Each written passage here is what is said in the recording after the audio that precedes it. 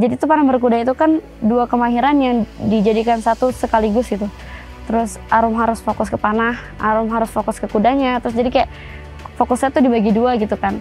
Dan situ Arum belum terbiasa dan ya banyak tantangannya lah. Terus Arum juga emang harus sabar gitu kan dari panasnya. Terus kalau misal kudanya tiba-tiba ngeberontak, terus tiba-tiba nggak sesuai ekspektasi Arum gitu kan. Terus kayak dari situ kita diajarkan sabar gitu kan. Jadi sempet sih temen bilang ya, maksudnya kamu nggak salah ngasih olahraga anak perempuan kamu itu panahan berkuda. Itu kan olahraga yang resikonya cukup besar gitu. Tapi sepanjang jalan Arum ternyata mau berproses, Arum mau beneri teknik manah, teknik berkuda. Arum pun di saat di Polandia saya melihat coba merangkul kudanya. Kalau saya lihat tuh gimana kuda Polandia nurut ya sama saya gitu. Jadi saya melihat tuh Arum tuh bisa merangkul si kuda. Di situ saya mulai percaya, insya Allah Arum bisa di sini seperti itu. Hai Bunda, perkenalkan nama saya Arum Nazar Sobah. Saya berumur 15 tahun. Saya kelas 8 SMP di Milbos International School dan saya adalah peraih juara umum panah berkuda di Turki. Arum sudah mengikuti lomba di Turki juara 2 dan Arum ikut lagi itu 2021 di Ankara Turki juara umum 1. Terus Arum ikut lagi alhamdulillah juara umum lagi di Istanbul. Terus setelah itu Arum diikutin di Polandia masih di posisi ke-6. Terus gak lama selang dari Polandia Arum diikutin lagi di Qatar. Di Qatar Arum masih posisi ke-4. Terus setelah di Qatar, terakhir tahun ini, tahun 2023 di Polandia, Arum naik posisi ke-4. Terus di event nasionalnya, Arum alhamdulillah meraih juara umum di kategori wanita dan kategori campuran, itu di Banyumas. Awal Arum menekuni panah berkuda nih, jadi dulu di bangku kelas 2 SD, itu Arum dikenalkan oleh panahan. Karena posisinya memang lagi rame-ramenya tentang gadget, game, dan lain sebagainya. Sedangkan hal-hal itu yang gak ada manfaatnya sama sekali, dan dimana pada saat itu juga Arum masih kecil, butuh edukasi yang sangat berguna bagi diri Arum. Terus akhirnya orang tua Arum mengalihkan semuanya itu dengan panahan. Awalnya kita masuk ke dunia panahannya aja. Terus pas Arum tahu ada panahan, Abi ngasih tahu ada panahan, tapi masih panahan modern. Dan sedangkan kan Arum dulu masih kecil, dan akhirnya Arum cuma bisa lihat aja, karena ya panahnya lebih besar daripada Arum nggak bisa makainya juga. Terus jadi Arum hanya ikut di lapangan. Terus setelah dari itu pas Abi cari-cari lagi, ternyata ada panahan tradisional, dan dari situ Arum mulailah belajar panahan tradisional gitu. Nah, tapi di panahan ini Arum memang kurang serius ke panahan. Jadi Arum tuh suka sama hal yang lebih banyak kegiatannya gitu. Dan akhirnya di dunia panahan Arum kurang serius gitu. Jadi tergantung mood aja gitu memanahnya. Misal tahun ini Arum mana, terus tahun depannya enggak. Tahun depannya lagi mana, tahun depannya enggak. Terus sampai kelas 6 SD. Dan di situ Corona mulai masuk ke Indonesia itu 2020. Arum juga lulus dari SD gitu, dan Arum mikir ini saya mau lanjut sekolah atau gimana gitu kan. Sedangkan kalau misal emang mau lanjut sekolah itu kita harus ikut sekolahnya online. Sedangkan ya sedangkan dari SD aja, dari kelas 2 SD aja Arum untuk masalah HP online gitu dan lain sebagainya dialihinnya ke panahan gitu kan.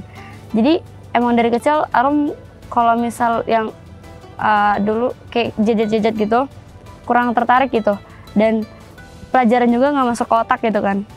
Terus akhirnya sama Abi ditawarin, yaudah nggak apa-apa kamu nggak masuk sekolah, tapi kamu harus masuk ke dunia panah berkuda gitu kan.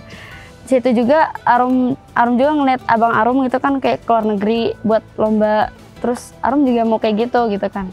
Jadi ada motivasinya juga gitu. Terus akhirnya Arum latihan berkuda dulu gitu kan, karena emang dari kelas 2 SD udah ada basic di panahannya kan. Terus jadi Arum fokusnya ke kuda. Nah pas Arum masuk ke dunia berkuda ini, Arum merasa seneng gitu karena kan kuda tuh hewan, terus kita kayak jadi berasa ada temen gitu. Terus jadi Arum suka sama kuda, terus abis itu Arum juga enjoy ikut latihan berkudanya, dan ternyata progres Arum lebih cepat gitu kan. Akhirnya Arum itu bisa berkuda sekitar 2 bulan. Terus setelah itu Arum diikutin training, dan disitu mulai panah berkuda Arum mulai jalanin. Yang Arum suka dari panah berkuda tuh karena banyak tantangannya. Jadi Arum tuh emang dari kecil juga suka tantangan. Jadi Arum tuh orangnya nggak bisa diem, yang petakilan gitu loh. Terus dulu tuh kalau misal diem cuma pas tidur aja gitu kan. Terus pas masuk ke panah berkuda, ternyata maksudnya apa yang Arum rasain tuh kayak seneng gitu kan. Jadi walaupun capek, tapi pas ngelakuinnya tuh tetap enjoy gitu kan. Karena emang dasarnya Arum emang suka sama berkuda dan panah berkuda gitu kan. Terus Arum juga karena di panah berkuda itu kan emang melatih fokus, terus keakurasian dan keteguhan gitu loh.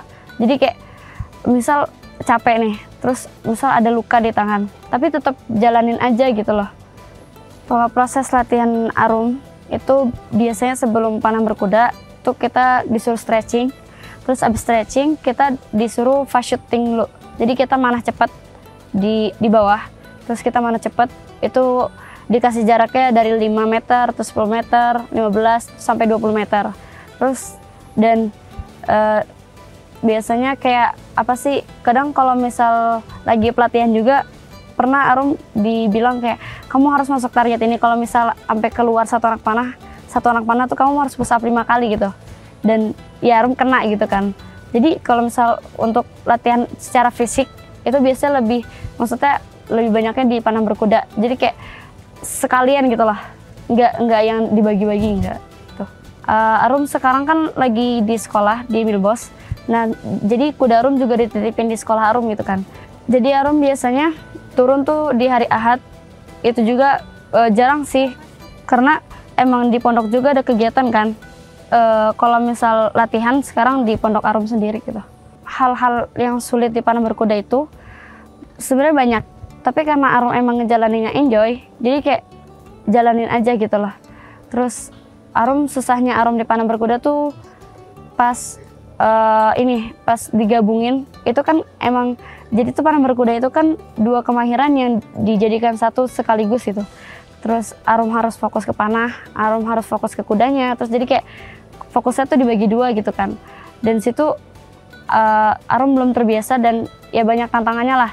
Terus Arum juga emang harus sabar gitu kan dari panasnya. Terus kalau misal kudanya tiba-tiba ngeberontak, terus tiba-tiba nggak sesuai ekspektasi Arum gitu kan. Terus kayak dari situ kita diajarkan sabar gitu kan.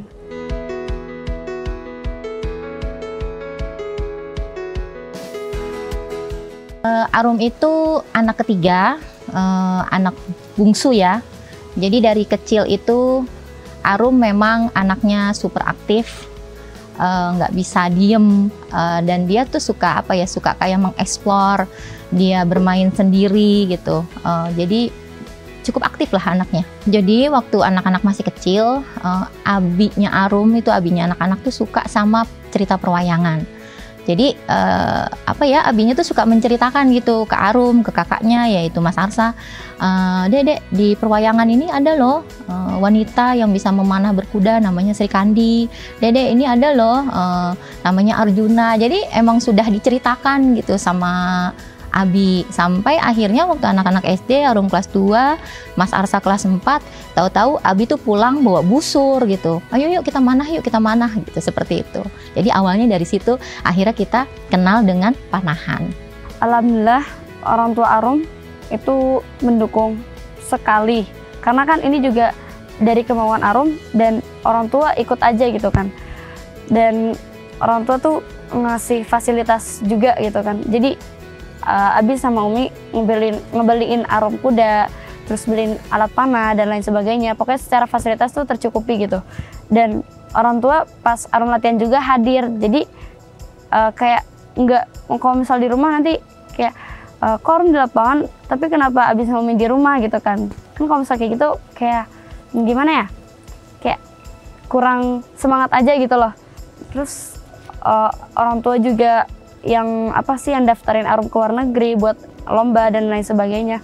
Orang tua nggak berharap Arum buat juara, tapi orang tua tuh mau kalau Arum tuh banyak pengalamannya gitu.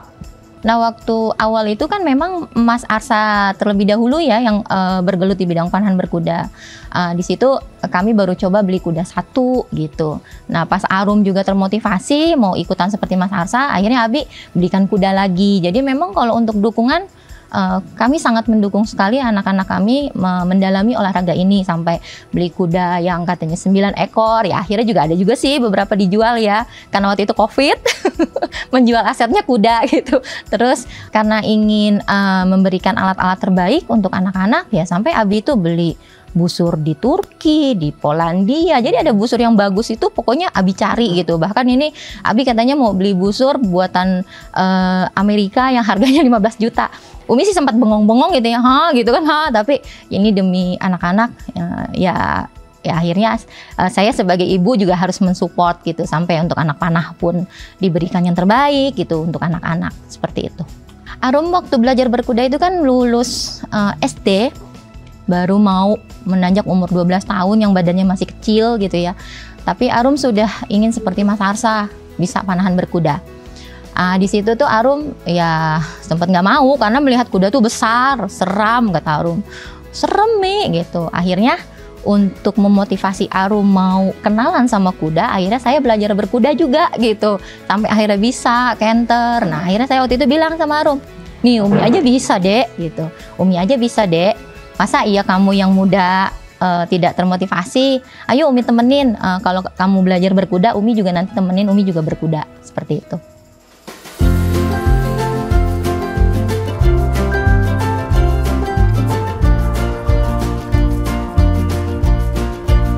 Kalau sekolah itu secara fasilitas juga ada. Jadi sekolah menyediakan lapangan berkudanya dan kandang kuda juga. Jadi kuda Arum kan dititipin di sini. Dan alhamdulillah pondok juga terima dan kita juga kerjasama gitu kan. Jadi kayak pondok tuh juga ngedukung Arum gitu kan. Karena misal Arum ada pertandingan, otomatis Arum harus izin ke luar, gak masuk sekolah gitu kan. Dan otomatis Arum juga ketinggalan banyak pelajaran. Nah, tapi pas Arum balik ke asrama, itu kadang ustazah juga bilang, "Arum kalau misal ada yang mau ditanyain dari pelajaran-pelajaran yang belum anti paham, nanti ke kamar Ana aja ya," gitu kan. Atau enggak, "Arum kan nanti nggak masuk nih di sini, nanti ke kamar Ana biar kita belajar," gitu kan. Kalau dukungan dari teman-teman, kayak teman-teman tuh ngerti juga gitu kan. Kan misal Arum abis balik nih, terus otomatis capek gitu kan. Teman-teman juga ngerti gitu. Kadang kalau misal emang teman Arum lagi baik gitu kan, kadang kayak laundryan Arum dibawa, terus dibawain juga makanannya gitu kan. Jadi teman Arum tuh bisa paham bahwa kasihan Arum baru balik, pasti capek gitu kan. Jadi teman tuh juga ngedukung dan buat Arum jadi semangat lagi gitu. Selain panahan berkuda, Arum juga suka kegiatan olahraga lainnya. Jadi di atas tuh kan Arum kalau bisa berkuda berarti Arum harus turun kan dari asrama ke lapangan. Nah, sedangkan dari asrama ke lapangan tuh jauh. Biasanya di hari Ahad itu kita mengadain olahraga, dan kadang kalau misal Arum mau turun ke lapangan tuh emang jarang kan.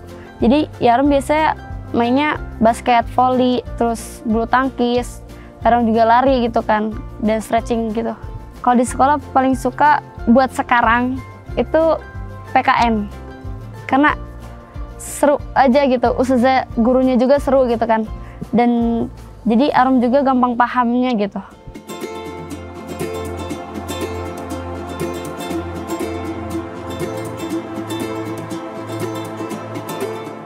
Arum merasa kalau di dalam diri Arum tuh ada rasa yang jangan gampang nyerah.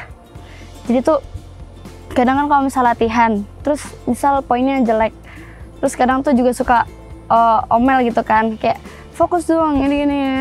Dan di situ kayak ada rasa kesel ada, tapi di sisi lain Arum juga capek. Tapi Arum bilang ke hati Arum, jangan berhenti sekarang, masih banyak, maksudnya apa ya, masih ada yang harus kamu raih gitu loh.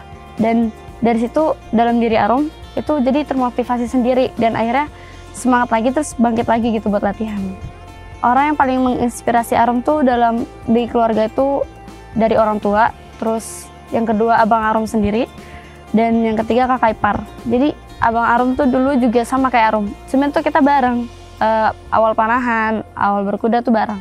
Tapi dalam panahan itu emang abang Arum yang lebih fokus gitu, jadi abang Arum tuh konsisten di panahan gitu, sedangkan Arum kayak yang ogah-ogahan gitu kan.